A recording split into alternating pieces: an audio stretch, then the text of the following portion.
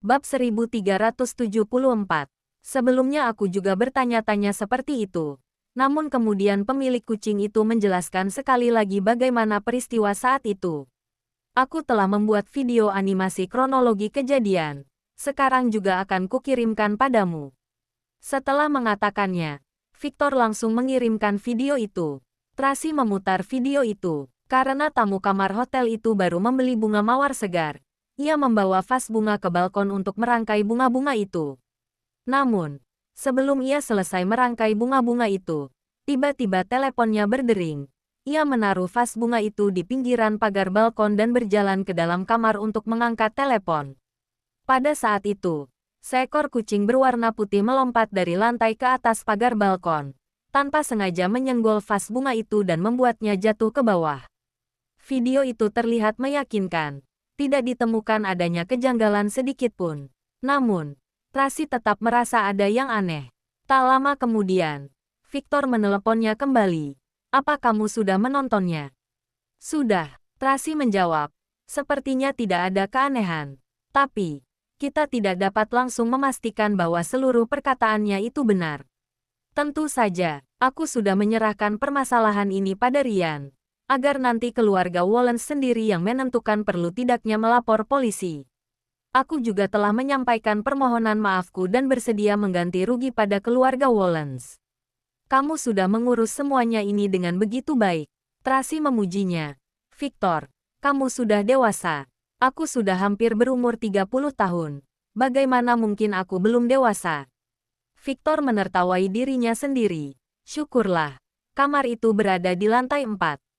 Seandainya vas bunga itu jatuh dari kamar yang lebih tinggi lagi, mungkin nyawa Presdir Daniel bisa melayang. Iya, Tracy masih bergidik mengingat saat-saat vas bunga itu menghantam kepala Daniel. Meski begitu, Daniel masih terluka parah. Aku benar-benar merasa malu, merasa bersalah.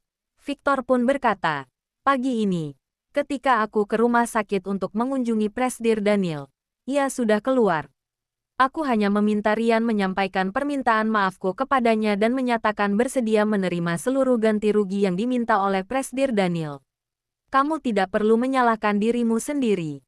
Ini semua terjadi di luar dugaan kita.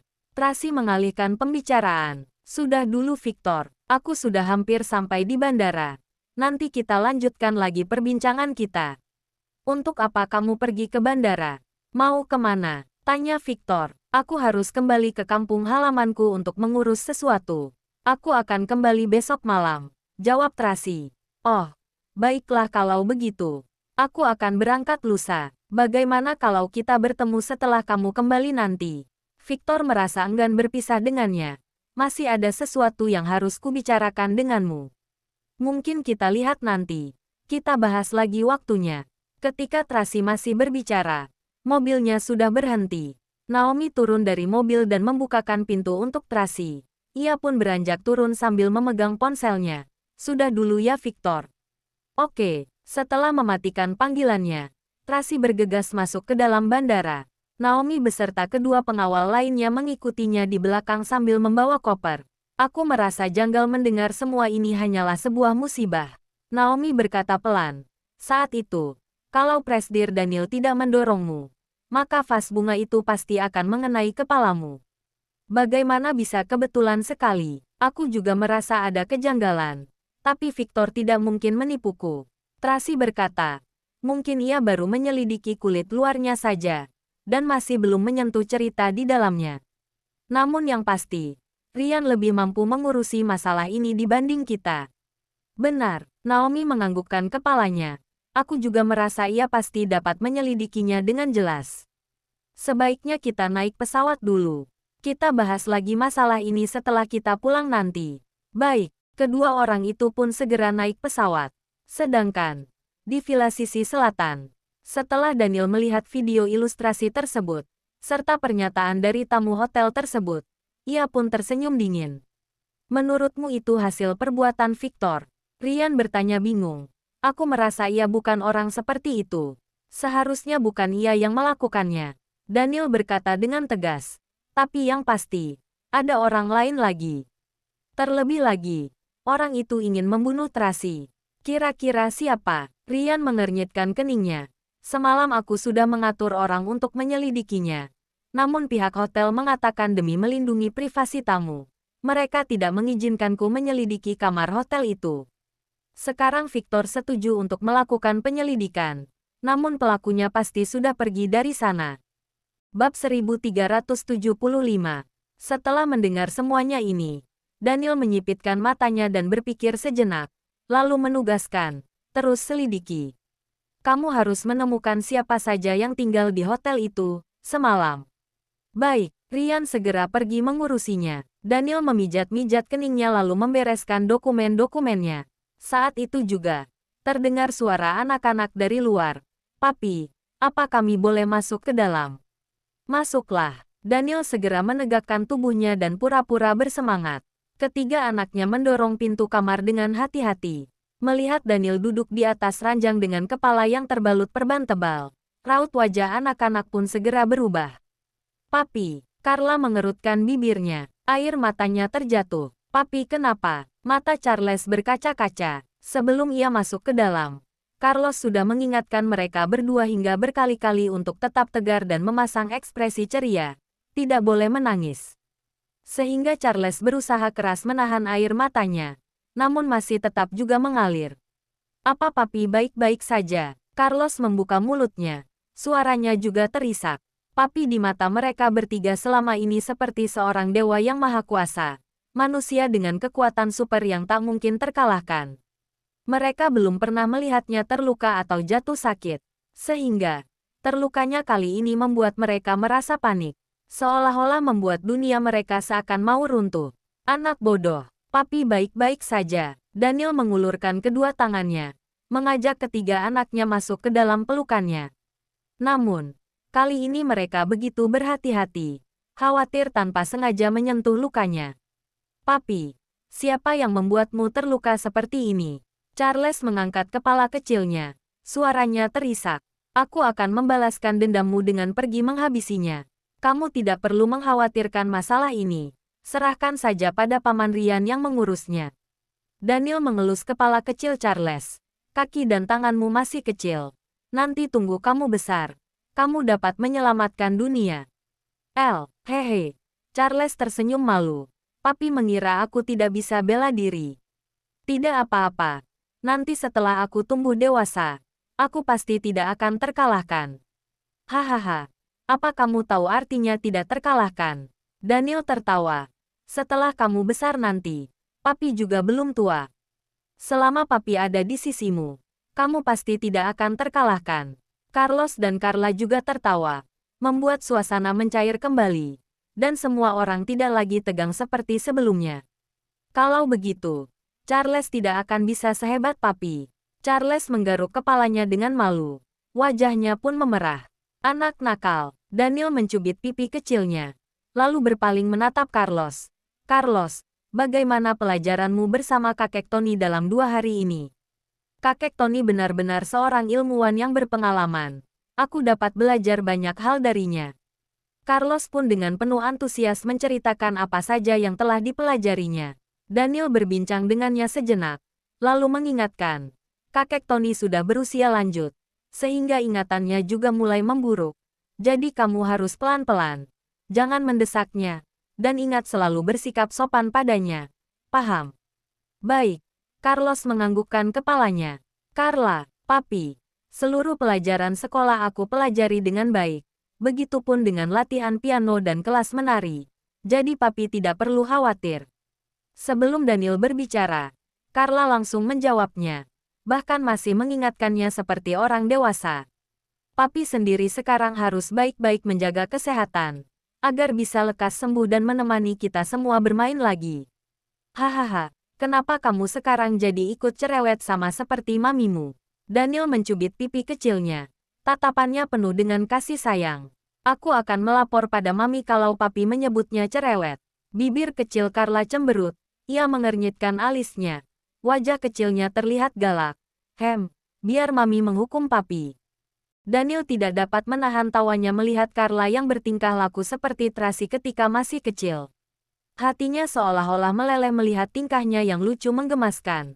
Papi, melihat Daniel tertawa lepas, Carla kembali merasa sedih. Papi harus baik-baik saja. Mau mendengarkan nasihat. Aman dan sehat.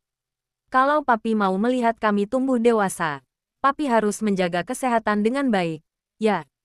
Bab 1376. Mendengar suara lembut Carla, yang masih kecil namun canggung berperilaku seperti orang dewasa, bersungguh-sungguh menasihatinya seperti itu. Hati Daniel seperti meleleh kembali. Ia ingin menjawabnya. Namun ketika hendak membuka mulutnya, tenggorokannya serasa tercekat. Akhirnya ia tidak mengucapkan sepatah kata pun, dan hanya memeluk Carla erat-erat. Saat itu juga, ia merasakan kesedihan yang membanjiri hatinya. Ia ingin terus hidup dengan sehat dan damai. Juga ingin melihat anak-anaknya tumbuh dewasa.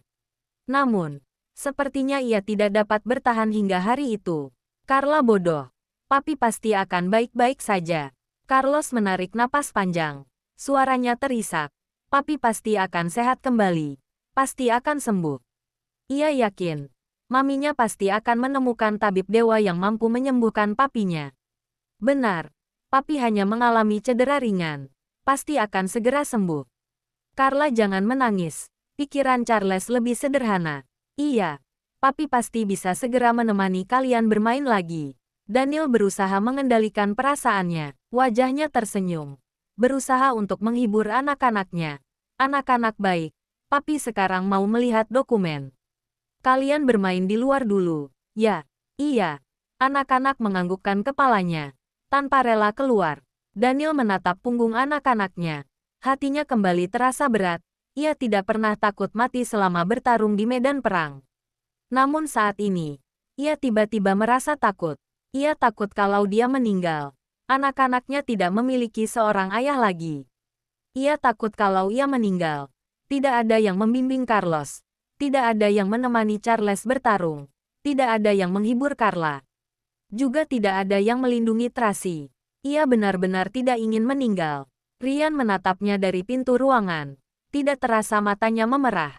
Ia memutuskan dalam hatinya untuk tidak menunda-nunda lagi. Setelah Tracy kembali, ia akan menceritakan seluruh kebenarannya kepada Tracy.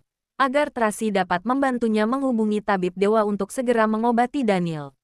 Ketika ia hendak menghubungi Naomi, tiba-tiba ada seseorang yang datang melaporkan. Kak Ryan, Nona Friska datang. Hah, Ryan sejenak terpana. Lalu dengan jengkel bertanya, kenapa dia ke sini? Jadi, bagaimana? Mobilnya masih di luar pagar. Rekannya bertanya. Coba aku tanyakan dulu. Ryan masuk ke dalam ruangan Daniel dan melaporkan. Tuan Daniel, ada Nona Friska datang. Ya, suruh dia masuk. Daniel sedang melihat ponselnya. Friska telah mengirimkan beberapa pesan yang menuliskan ingin mengunjunginya, sehingga ia tidak terkejut atas kedatangannya. Diantar ke taman atau? Ryan bertanya dengan hati-hati. Suruh ia masuk ke ruang kerjaku. Daniel berusaha keras bangkit dari ranjangnya. Baiklah, Ryan menyuruh orang untuk menyambut Friska, sedangkan dia sendiri membantu Daniel berpakaian. Tak lama kemudian, Friska pun dipersilahkan masuk ke dalam villa. Ia datang bersama kedua pengawalnya yang membawakan beberapa kotak besar berisikan produk perawatan kulit. Semuanya terlihat seperti produk-produk langka yang sangat berharga. Ryan turun untuk menyambutnya. Setelah saling bertegur sapa, ia menuntunnya naik ke atas dan masuk ke dalam ruang kerja Daniel. Terakhir kalinya Friska datang, Daniel hanya memperbolehkannya menunggu di ruang makan taman. Namun, kali ini ia mempersilahkannya masuk ke dalam. Friska pun merasa begitu tersanjung, mengira hubungannya dengan Daniel semakin erat. Silahkan masuk, Nona Friska. Ryan membuka pintu ruang kerja dan mempersilahkan Friska masuk ke dalam. Kedua pengawalnya menunggu di luar. Presdir Daniel. Friska terkejut melihat Daniel yang duduk di atas kursi presdir. Ia mengira Daniel sedang berbaring sakit di atas ranjang dengan tidak berdaya, tidak dapat bergerak. Namun dari penampilannya ini, ia terlihat begitu bertenaga. Aku tidak melewatkan janji semalam. Bukan. Sudut bibir Daniel terangkat. Tidak. Friska tersenyum malu. Lalu dengan bercanda berkata, aku datang bukan karena ini. Baguslah kalau begitu. Daniel memberikan isyarat untuk mempersilahkannya duduk. Friska menyerahkan hadiah yang dibawanya kepada Ryan. Lalu duduk di atas kursi kulit yang terletak di depan Daniel. Ia menertawakan dirinya sendiri. Aku merasa kita seperti akan membicarakan masalah pekerjaan. Aku benar-benar terlalu kaku. Daniel juga menertawakan dirinya sendiri. Bab 1377. Aku hanya merasa sedih. Raut wajah Friska berubah sedih. Menatap Daniel dengan penuh kasihan. Kamu sebenarnya tidak perlu memperlakukanku seperti orang asing. Tidak peduli bagaimanapun kondisimu. Itu tidak akan pernah mengubah keberadaanmu dalam hatiku. Daniel pun terpana. Untuk pertama kalinya dia mendengar seseorang yang begitu berani menyatakan perasaannya. Sebenarnya, karena kedudukannya yang tinggi membuatnya terlalu keras menuntut dirinya sendiri. Sikap perfeksionisnya serta kelainan misofobianya membuatnya jarang menjalin hubungan dengan wanita. Sejak dulu, ia sendiri tidak bersedia berhubungan dengan Victoria dan Linda. Ia bahkan sama sekali tidak pernah menyukai mereka. Jadi dapat dikatakan, selain Tracy, hanya Friska satu-satunya wanita yang punya hubungan baik dengannya. Tidak dapat dipungkiri jika Friska hampir mendekati sempurna. Tidak hanya latar belakangnya, kemampuan akademis, karakteristik, serta penampilannya, semuanya benar-benar sempurna. Dan terlebih lagi, sulit sekali untuk menemukan seseorang yang dengan tulus memperhatikan dirinya seperti Friska. Maaf, sepertinya kurang sopan tiba-tiba mengatakan ini padamu. Friska sedikit panik melihat Daniel tidak kunjung menjawabnya. Aku hanya ingin mengatakan, kamu tidak perlu terus-menerus menguatkan dirimu seperti ini. Kamu juga hanya seorang manusia biasa, yang pasti dapat merasakan sakit juga. Suaranya begitu lembut, bahkan terdengar sedikit bergetar. Mungkin karena gugup, atau karena sedih. Terima kasih. Akhirnya Daniel membuka mulutnya. Namun hanya mengatakan dua kata itu. Ada apa kamu datang mencariku? Untuk melihatmu. Friska bergegas mengendalikan kembali perasaannya. Khawatir Daniel merasa risih dengan kelakuannya. Aku akhirnya dapat tenang kembali setelah melihatmu baik-baik saja. Iya. Terima kasih. Daniel sekali lagi mengucapkan terima kasih. Tidak tahu harus berbicara apa lagi. Itu. Masih ada satu hal lagi. Friska teringat akan sesuatu dan bergegas berkata, aku dengar kalau Duke Louis menghilang. Tuan Besar Louis sudah mencarinya ke semua tempat, namun masih belum menemukannya. Kamu harus lebih berhati-hati saat bepergian keluar. Duke menghilang. Daniel terkejut dan segera menyuruh Rian. Coba selidiki hal ini. Baik, Rian segera pergi menyelidikinya. Aku dengar telah terjadi sesuatu saat mereka berada di Paris, sehingga mendatangkan pukulan yang besar bagi Duke Louis. Ia bahkan berusaha membunuh dirinya sendiri dengan menyayat pergelangan tangannya. Meskipun ia berhasil diselamatkan tepat pada waktunya, namun luka pada hatinya tidak dapat disembuhkan. Oh iya, tampaknya ia memiliki kecenderungan mudah depresi. Tuan Besar Louis bahkan telah mencari beberapa tenaga profesional untuk mengobati anaknya dan menutupinya dari dunia luar. Kali ini, ia mendesak Tuan Besar Louis untuk datang ke kota Bunaken hanya untuk bertemu dengan Nona Tracy.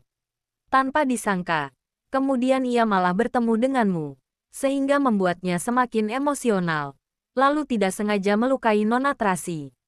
Setelah kembali, Tuan Besar Louis langsung memarahinya. Lalu, ketika tidak ada orang yang melihatnya, ia langsung mengambil kesempatan untuk melarikan diri. Friska menjelaskan garis besar peristiwa itu. Sampai separah itu, hanya karena putus cinta, sampai mengancam bunuh diri. Daniel sampai tak mampu berkata-kata setelah mendengarnya. Sepertinya bukan karena putus cinta saja. Friska berkata penuh arti. Aku dengar sepertinya saat itu keluarga Louis masih terikat sebuah skandal. Oleh karena skandal ini, Nona Tracy sampai memutuskan hubungan dengan keluarga mereka. Apa Nona Tracy tidak memberitahumu? Skandal apa? Tanya Daniel. Aku kurang jelas mengenai detailnya. Friska menggelengkan kepalanya. Yang pasti, itu semua ada hubungannya dengan Duke, dan pasti sangat menjelekkan reputasi keluarga mereka. Keluarga Louis menutupinya dalam-dalam, sehingga aku tidak tahu apa-apa. Daniel tidak mengucapkan sepatah kata pun, hanya mengernyitkan alisnya. Karena skandal ini ada hubungannya dengan Duke, maka ini juga pasti berkaitan dengan Tracy. Sejak awal ia telah merasakan ada yang janggal. Kenapa saat itu hubungan Tracy dengan keluarga Louis tiba-tiba retak? Bahkan, Apabila karena Lorenzo telah jatuh sehingga keluarga Louis tidak memandang Tracy lagi, mereka tidak mungkin menahan Tracy di dalam rumah, dan kemudian mengirim orang untuk memburunya. Terlebih lagi, kenapa Duke sampai mau bunuh diri, hingga sekarang mengalami depresi? Mungkin ada rahasia lain yang tersembunyi di balik semua ini. Namun, Tracy tidak pernah mengungkit masalah ini. Apa yang sebenarnya telah terjadi antara Tracy dan Duke? Bab 1378. Tuan Daniel. Saat itu juga, Ryan dengan tergesa-gesa datang melaporkan. Aku telah menyelidikinya. Seperti yang Nona Friska katakan, Duke Louis benar-benar menghilang. Selain itu, Duke juga mengidap depresi, dan keluarga mereka sepertinya sedang menyembunyikan sesuatu. Aku mau berita yang lebih detail. Daniel berkata dengan dingin. Aku memintamu memeriksanya, dan kamu hanya melaporkan ini padaku. Baik, baik, aku segera memeriksanya. Keluar, amarah Daniel meluap, dan perasaannya berubah cemas. Luka yang dideritanya kali ini, menyadarkannya bahwa Tracy masih peduli dengannya, yang menandakan hubungan mereka masih dapat diperbaiki. Namun sekarang, setelah mengetahui masih ada rahasia antara Tracy dengan Duke, Daniel kembali merasa gelisah. Peristiwa yang dilihatnya saat berada di kilang anggur Bordeaux kembali terlintas dalam benaknya. Hatinya serasa tertusuk, rasa sakit kembali mencekiknya. Presdir Daniel, Friska menatapnya, merasa bersalah. Maaf, tidak seharusnya aku menceritakan ini padamu.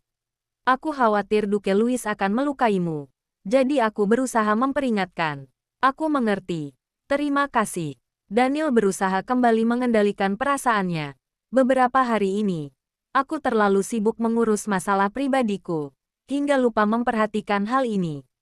Beruntung kamu mengingatkanku. Sudah seharusnya. Friska merawat dengan lembut dan penuh kasih sayang. Proyekku akan dimulai pada tanggal 1 bulan depan. Aku akan mengadakan pesta perjamuan. Apa mungkin saat itu kondisi cederamu sudah membaik? Masih ada 9 hari lagi. Seharusnya tidak masalah. Daniel segera menyanggupinya. Aku akan hadir dalam acara nanti. Bagus sekali. Friska tersenyum lebar sambil menyerahkan kartu undangan kepadanya. Kali ini hanya 30 orang yang diundang. Semuanya adalah petinggi dalam dunia politik dan bisnis. Ayahku juga akan datang. Kamu adalah tamu terpenting. Jadi aku berharap dapat bertemu denganmu nanti. Baik. Aku akan hadir tepat waktu. Daniel menerima kartu undangan itu. Kalau begitu aku pergi dulu, agar tidak mengganggu waktu istirahatmu lagi. Friska berdiri dan menasihatinya dengan penuh perhatian. Kamu harus merawat lukamu dengan baik. Kalau tidak, jangan khawatir. Aku pasti datang. Daniel meyakinkannya sekali lagi. Janji. Friska menjulurkan jari kelingkingnya. Daniel terpana sejenak, namun ia tetap menjulurkan jari kelingkingnya dan menautkannya dengan jari kelingking Friska. Friska tersenyum bahagia, lalu terpaksa berpisah dengannya. Ryan mengantarnya, lalu kembali ke ruang kerja untuk menyerahkan data hasil penyelidikannya kepada Daniel.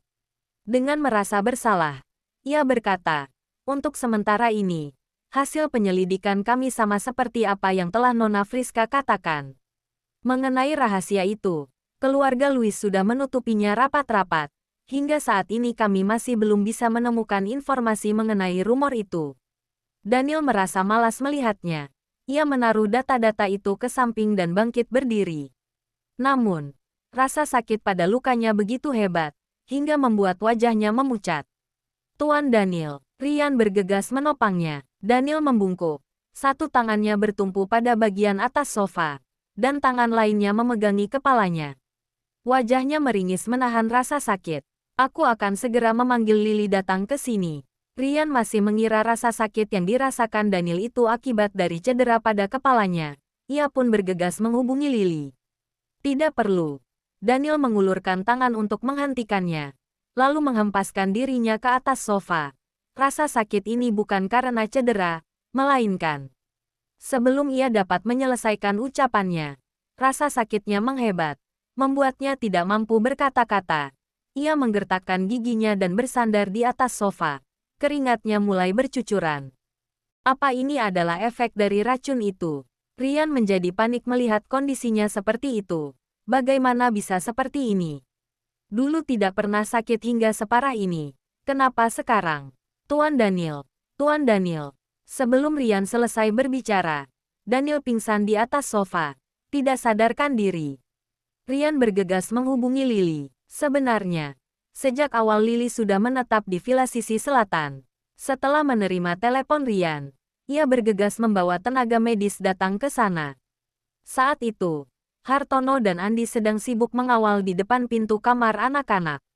Mereka pun mencari alasan agar anak-anak tidak keluar kamar. Khawatir mereka akan melihat kondisi Daniel saat ini. Lily dan tenaga medis segera memberikan pertolongan darurat kepada Daniel. Rian berdiri di samping, bergetar ketakutan. Tidak boleh seperti ini lagi. Kalau masih begini juga, Tuan Daniel mungkin tidak dapat terselamatkan. Rian bergegas ke samping untuk menghubungi Naomi, namun teleponnya tidak dapat dihubungi. Jangan lupa like, komen, and subscribe ya. Terima kasih. Tunggu terus kelanjutannya.